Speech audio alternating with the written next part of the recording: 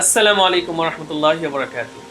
দৈনন্দিন জীবনে চলাফেরার ক্ষেত্রে আমরা কত হারাম কথা বলি, গল্প করি, গান গাই, অথচ এগুলোর জন্য আমাদের আমলনামায় গুনাহ লেখা হয়।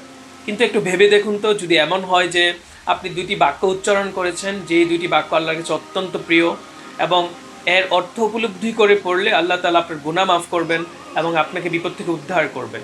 এই দুইটি বাক্য সম্পর্কে আল্লাহ রাসূল সাল্লাল্লাহু আলাইহি ওয়াসাল্লাম বলেন, কালিমাতানি হাবিবাতানি ইলার রহমান খফিফাতানি আলাল লিসান সাকিলাতানি ফিল মিজান সুবহানাল্লাহি ওয়া বিহামদি সুবহানাল্লাহিল আযীম। দুটি বাক্য এমন রয়েছে যা দয়াময় রবের কাছে অত্যন্ত প্রিয়, উচ্চারণও অতীব সহজ এবং আমলের পাল্লায় অত্যন্ত ভারী। আর সেটি হচ্ছে সুবহানাল্লাহি ওয়া বিহামদিহি সুবহানাল্লাহিল আযীম। এর অর্থ হচ্ছে, আমি প্রশংসা সহ আল্লাহর পবিত্রতা ঘোষণা করছি, আল্লাহ অতীব পবিত্র। হাদিসে এই জিকির সম্পর্কে অনেক ফজিলত বর্ণিত আছে।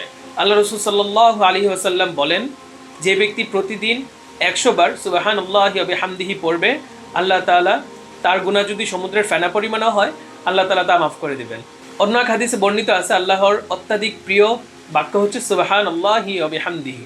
আরেকটি হাদিস আল্লাহ রাসূল সাল্লাল্লাহু আলাইহি ওয়াসাল্লাম বলেন, যে ব্যক্তি প্রতিদিন 3 বার সকাল সন্ধ্যা সুবহানাল্লাহি ওয়া বিহামদিহি পড়বে, আল্লাহ তাআলা তাকে সকল ধরনের বিপদ আপদ থেকে সুরক্ষিত রাখবেন। আল্লাহ তাআলা আমাদের সবাইকে এই জিকিরটি বেশি বেশি পড়ার তৌফিক দান করুন। আমিন। আসসালামু আলাইকুম ওয়া রাহমাতুল্লাহি ওয়া বারাকাতুহু।